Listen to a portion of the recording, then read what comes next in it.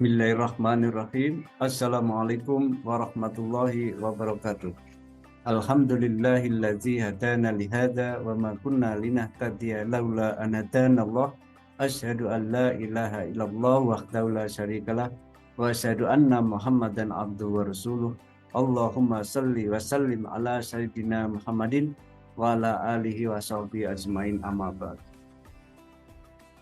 Para siswa peserta didik IAJA Dewantara Kota Malang beserta pemirsa dimanapun berada, pertama marilah kita panjatkan bersyukur kehadirat Allah Subhanahu wa Ta'ala, yang mana hingga detik ini kita senantiasa masih mendapatkan limpahan rahmat, taufik, hidayah dan nikmatnya, utamanya nikmat kesehatan dan kesempatan, sehingga pada siang hari ini kita sama-sama bisa melaksanakan ibadah dalam bulan Ramadan tahun 1444 Hijriah. Mudah-mudahan apa yang kita lakukan selama ini mendapatkan limpahan rahmat dan balasan dari Allah Subhanahu wa Ta'ala. Para pemirsa yang saya hormati, perkenalkan dalam kesempatan ini saya di sini akan menceritakan tentang sejarah Nabi Soleh. Nabi Soleh itu selain sebagai nabi adalah sebagai rasul. Bedanya kalau nabi adalah manusia yang dicintai, dipilih oleh Allah, diberikan wahyu dan tidak wajib untuk menyampaikan pada umatnya. Tetapi kalau rasul itu adalah manusia pilihan Allah Subhanahu wa Ta'ala, diberikan wahyu dan wajib menyampaikannya kepada umatnya. Para pemirsa yang kami hormati dan kami cintai, Nabi Soleh hidup bersamaan dengan kaum Samud. Adapun kaum Samud dulu sangat terkenal akan kekufurannya kepada Allah Subhanahu wa Ta'ala. Cara hidup mereka yang jauh dari petunjuk Allah, kekayaan dan kecerdasan yang mereka miliki membuat kaum Samud menjadi takabur dan enggan menyembah Allah sekedar untuk bersyukur atas nikmat yang telah diberikan. Hingga pada akhirnya Allah mengutus seorang nabi bernama Nabi Soleh alaihissalam untuk membimbing mereka kembali ke jalan yang benar. Namun bimbingan Nabi Soleh mendapat banyak respon yang berbeda. Ada beberapa orang yang menerima ajakan beliau dan ada juga yang tetap ingkar dan tidak mau mengikuti ajaran beliau. Bahkan ada yang selalu mencoba untuk menyakiti beliau hanya karena menolak ajaran Nabi Soleh alaihissalam. Kaum yang menolak ajaran beliau pun sampai-sampai meminta Nabi Soleh alaihissalam untuk membuktikan kenabiannya dengan mengeluarkan seekor unta dari batu, yang pasti hal itu tidak mungkin bisa dilakukan oleh seorang manusia biasa. Seperti apa kisah perjuangan Nabi Soleh alaihissalam dalam mengajak kaum Samud untuk beriman kepada Allah Subhanahu wa Ta'ala? Marilah para pemirsa kita ikuti terus apa yang akan saya sampaikan ini. Pemirsa yang saya hormati, setelah Nabi Hud, keluarga dan para pengikutnya ke Hadramaut, mereka membentuk kehidupan baru dalam suasana keimanan yang tinggi. Sebagian anak keturunan mereka bermigrasi ke utara, ke daerah Hijaz. Di sana mereka membuat pemukiman baru dan berkembang turun-temurun. Kaum ini dikenal dengan kaum Samud. Secara silsilah, kaum Samud berkeluarga dengan kaum Ad yang berasal dari satu kakek buyut, yaitu Imron, cucu Nabi Nuh alaihissalam. Maka tak heran kaum Samud juga memiliki karakteristik yang sama dengan kaum Ad, seperti memiliki kecerdasan yang tinggi, memiliki keahlian berarsitektur, dan mahir dalam ilmu memahat. Sesuai dengan firman Allah SWT dalam Al-Quran surat Al-Fajr ayat 9, yang artinya, dan terhadap kaum Samud yang memotong batu-batu besar di lembah. Pada awalnya, kaum Samud mengambil sebuah pelajaran dari pengalaman buruk kaum Ad. Makanya hal itu membuat mereka beriman kepada Allah Subhanahu wa taala. Namun setelah beratus-ratus tahun kemudian, kaum Samud banyak berubah. Para petingginya mulai angkuh, banyak melakukan pembohongan, penindasan kaum miskin dan lemah. Hal ini menjadi biasa bagi mereka. Bahkan dari keahlian kaum Samud dalam memahat, mereka memilih menyembah berhala daripada Allah SWT, dan kebiasaan ini mulai diteruskan ke anak cucu mereka. Mereka menganggap rezeki yang mereka dapat bukan dari Allah SWT, melainkan dari hasil kerja keras mereka. Allah SWT tidak dapat membiarkan manusia berada dalam kesesatan tanpa petunjuk. Oleh karena itu, Allah Subhanahu wa taala mengutus seorang nabi bernama Nabi Soleh alaihissalam. Para pemirsa yang kami hormati, Nabi Soleh alaihissalam merupakan keturunan ke-6 dari Nabi Nuh alaihissalam. Nabi Soleh alaihissalam adalah nabi yang diutus setelah Nabi Hud alaihissalam dan sebelum Nabi Ibrahim alaihissalam. Semasa hidupnya, Nabi Soleh alaihissalam menetap di daerah Arab Utara, tepatnya di Al-Hijr. Selama di Al-Hijr, Nabi Soleh alaihissalam merupakan salah seorang yang sangat dihormati dan dijunjung tinggi oleh penduduk Al-Hijr, yaitu kaum Samud. Pada saat itu diketahui kaum Samud menyembah berhala sesuai yang dilakukan secara turun-temurun oleh nenek moyang mereka.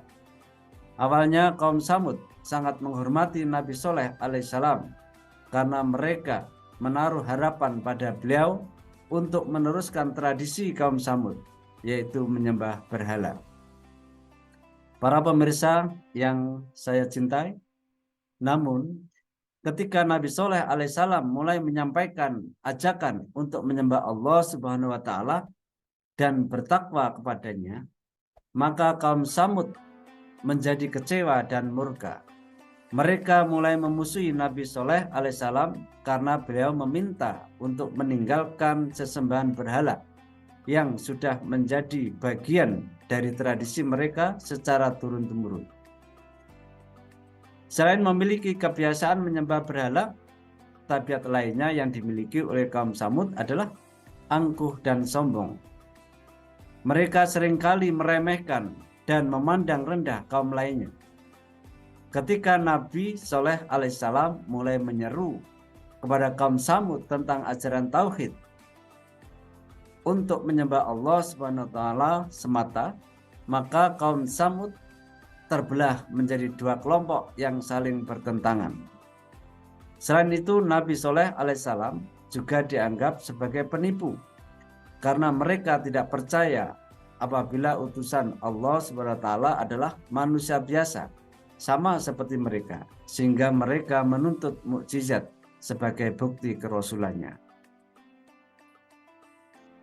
Para pemirsa yang kami hormati, kaum Samud menantang beliau untuk dapat mengeluarkan seekor unta betina yang sedang hamil 10 bulan dari sebuah batu besar yang ditunjuk oleh mereka.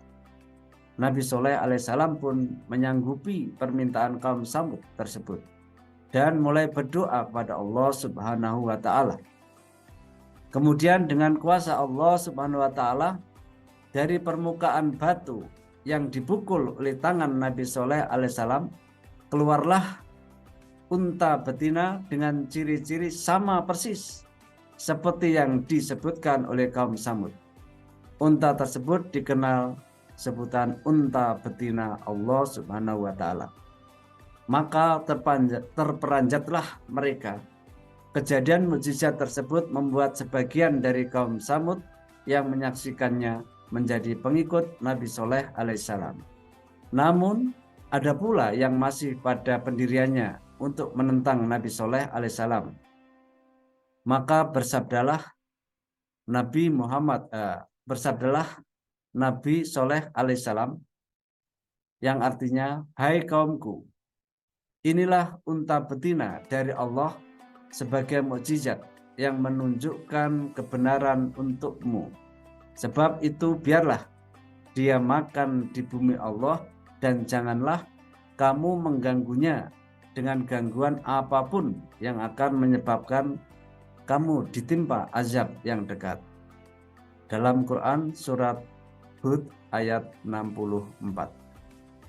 Para pemirsa yang kami hormati, dan janganlah kamu sentuh unta betina itu dengan suatu kejahatan yang menyebabkan kamu akan ditimpa oleh azab hari yang besar. Quran surat Asy-Syu'ara ayat 156. Berikutnya, para kaum Samud yang menentang Nabi Soleh alaihissalam merasa kesal karena banyak ternak mereka yang kekurangan air. Mereka menganggap kehadiran unta betina hanya menambah beban mereka karena menghabiskan jatah air di sumber mata air. Mereka pun segera memikirkan rencana jahat untuk membunuh unta betina tersebut. Mereka mengawasi ketika unta betina sedang minum air di mata air, lalu secara kilat memanah betis unta tersebut sembari menikam bagian perut unta dengan menggunakan pedang. Dengan begitu terbunuhlah unta betina Allah yang merupakan mukjizat milik Nabi Soleh alaihissalam. Perbuatan mereka membunuh unta tersebut adalah suatu pelanggaran terhadap larangan Nabi Soleh alaihissalam. Oleh sebab itu Allah SWT menjatuhkan kepada mereka hukuman, yaitu membatasi hidup mereka hanya dalam tempo 3 hari. Pada hari pertama, sebelum datangnya azab yang menewaskan pembunuh unta dan para kaum Samud yang ingkar, wajah mereka berubah warna menjadi kuning. Pada hari kedua, wajah mereka menjadi merah. Dan pada hari ketiga, wajah mereka menjadi berwarna hitam. Pada hari keempat, setelah matahari terbit, maka datanglah azab Allah Subhanahu wa Ta'ala yang dahsyat kepada kaum Samud yang ingkar. Azab yang diterima oleh mereka adalah terdengarnya suara keras dari langit dan terjadilah gempa bumi yang dahsyat sekali. Para pembunuh unta dan kelompok penentang Nabi Soleh alaihissalam pun mati bergelimpangan di rumah mereka masing-masing. Tak ada lagi yang tersisa kecuali orang-orang Samud yang beriman kepada Allah Subhanahu wa Ta'ala dan mengikuti dakwah Nabi Soleh alaihissalam. Para pemirsa yang kami hormati, kesimpulannya bahwa meski telah dihancurkan oleh Allah SWT pada ribuan tahun silam, sisa-sisa peninggalan mereka baik berupa bangunan maupun karya seni masih dapat ditemukan, antara lain di sekitar Hadramaut dan di Madinah. Di Madain Saleh, situs-situs ini terletak dekat kota Ula, sekitar 400 km sebelah utara Madinah. Madain Saleh terletak di antara Madinah dan Tabuk, Arab Saudi. Kadang-kadang manusia berpikir bahwa mereka dapat membodohinya, bertindak melawan kehendaknya, tetapi segala sesuatu berada dalam genggamannya. Dia bisa mengakhiri kekeras kepalaan kita kapan saja jika dia mau. Kita pikir kita sangat penting dan pintar. Dengan senjata nuklir kita dan kemampuan kita untuk mengirim orang keluar angkasa, sementara pada saat yang sama, seperti orang-orang Samud, kita menindas orang miskin dan bahkan menolak hak-hak mereka. Jadi, dari kisah perjuangan Nabi Soleh alaihissalam ini, kita dapat mengambil hikmah, yaitu untuk senantiasa mematuhi ajaran Allah Subhanahu wa Ta'ala dan Rasulullah Shallallahu Alaihi Wasallam, serta tidak berbuat sombong atas segala pemberian Allah. Tentunya kita juga dapat meneladani sikap pemberani Nabi Soleh Alaihissalam seperti keberaniannya dalam berdakwah kepada kaum Samud yang kufur tersebut. Demikian barangkali apa yang bisa saya sampaikan. Kami mohon maaf atas kekurangan dan mudah-mudahan ada guna manfaatnya. Billahi taufik wal hidayah. Wassalamualaikum warahmatullahi wabarakatuh.